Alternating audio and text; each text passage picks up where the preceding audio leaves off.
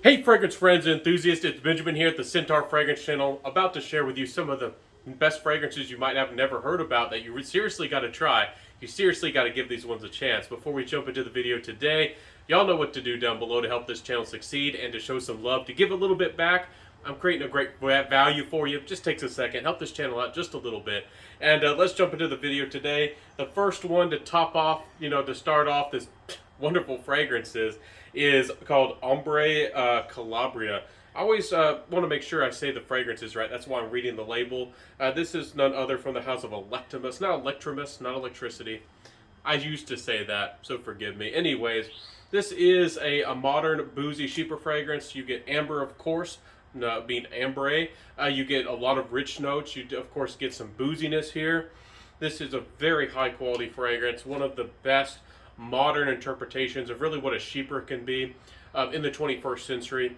It's rich, it's very high quality, not very cheap exactly either, but you get what you're paying for. This one's smooth and refined. It's got some woody undertones, and the quality really sings through. One of the best boozy fragrances out there on the market currently. So if you like boozy fragrances and amber, you got to check this one out. Very unisex. Both guys and ladies can easily wear this fragrance. I personally feel maybe ladies would like it more, but I'd be really interested to see what the guys think about this fragrance out there. That's Ombre Calabria. Beautiful fragrance, certainly worth your time and checking out. The next one is called Trifle Bacchus. It's from the House of Argos. If you are in the Instagram fragrance scene, I'll put a link down below. Check me out. I'm big on Instagram too. You might want to check this fragrance out and see what's going on about this one. This is a really beautiful saffron kind of like cherry fragrance. It's also almost boozy in its own way. So it's fancy, it's opulent, it's rich, and it also has this unique side of fruit that you might have never smelled before. It has this really unique kind of aromatic citruses, and then it has a woody base, of course. Really nice fragrance, really happy, really cheerful, big compliment getter, really mass appealing. Surprisingly, even though it has saffron and some of these more unique notes, some people might compare it to Baccarat Rouge 540. I feel like it does something different, and I think this is far better than something like Baccarat Rouge 540. So do check this one out. It's a far better fragrance than a lot of things that have come out in that kind of sugary kind of DNA, that cherry ambergris type of DNA. This is really one of the best ones, if not the best ones. Also, you get a little bit of leather in the background as well, and I always love that.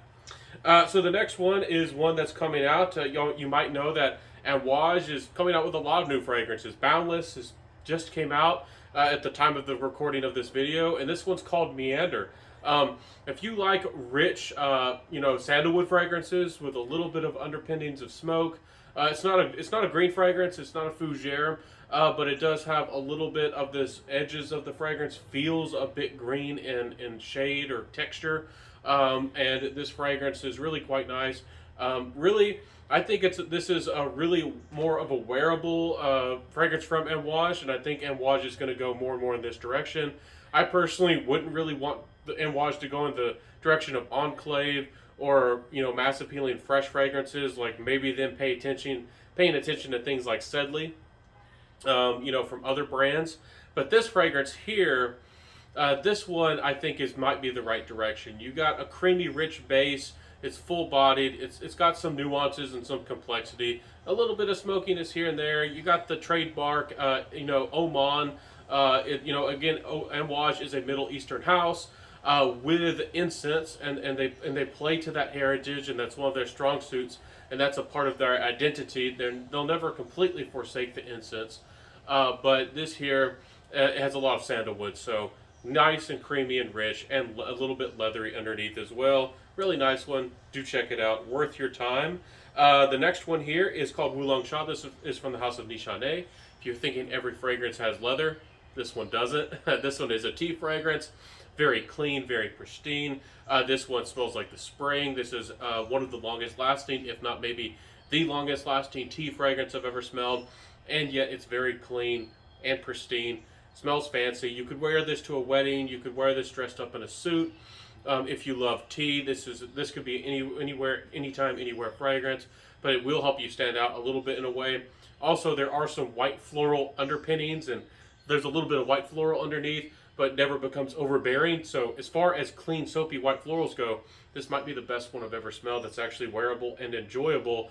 And I think that this could get more people into the white, clean fragrance game. Prada El Homme did a good job in the designer game, but you want to step up to the niche world. Hey, Reflection Man is great as well. That one's a little bit sweeter, a little bit of lavender, kind of a little bit more of a relaxed fragrance. If you want your clean, pristine fragrance that's truly your clean fragrance, Longshot by Nichane, probably the one you want to go for.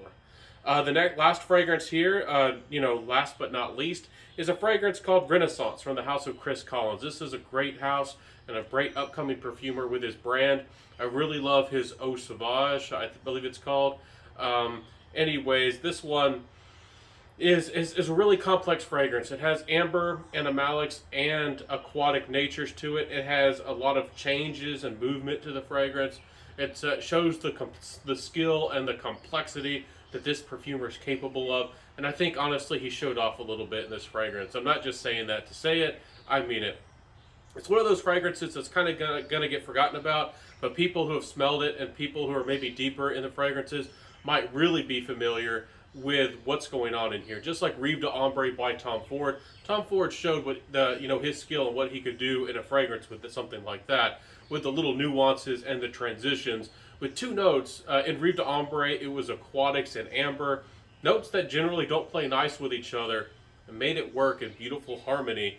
In this fragrance, he's got aquatics, kind of some ambery tones, and animalics, and a little bit, I think there might be a little bit of booziness in here as well. So it's got it all, and it kind of mixed in and comes off in really good harmony. It has a charm of the rustic. It's also got a playful nature about it. It might not be for everybody because of that slight animalic undertone, but adds a real sensuality to the fragrance. And you get a little bit hot and sweaty while you're dancing. This is a kind of fragrance that honestly is going to work magic. It does surprisingly well. Don't discount what vetivers and musk and some animalics can do when you get hot and sweaty. The sensuality that comes off you with your hot body. Yeah, there's some magic going on right there. So anyways, my friends, I hope that I showed some wonderful upcoming big fragrance releases, big fragrances that I think can have the potential to become really popular in the future. Maybe a bigger fragrance reviewer might catch on to these fragrances and really start talking about them. Like, remember that I started really talking about Renaissance by Xerjoff and Noir Extreme by Tom Ford. I started talking about those, and of course anybody can try out the fragrance and start talking about it. I'm happy that the word eventually got out. I did my part. So if you do want to help this channel grow and help more people notice these fragrances and pay attention to these fragrances, you know what to do down below to support this channel. Give a good old like and all that good stuff. And my friends, which one of these fragrances looked the best? Which one of these fragrances sounded good to you? Did I give you a good first quick impression of these fragrances? Which one are you going to go out and try? I think that all these fragrances are very well done and composed, and their houses are, in general, also are quite fantastic. And I look forward to the new releases from these houses going forward, because they've already proven themselves, especially to me and my experience, that they can put out amazing work and amazing quality. And they've already made a home run. Let's see what they're going to do in the future, guys. Ladies and gents, let's see what they can do. Okay, everybody, I'll let you go, but have a beautiful day. I hope that you enjoyed the video here today. If you want to stay tuned, if you want to see the video next time, make sure to like, make sure to subscribe, all that good stuff, and come back. I upload Mondays, Wednesdays, and Fridays. So I'll see you in the next video, my wonderful fragrance friends and enthusiasts. Have a beautiful day. Stay safe, live well, enjoy life, and find those beautiful fragrances that you love. I'll see you soon, everybody. Peace out, and bye.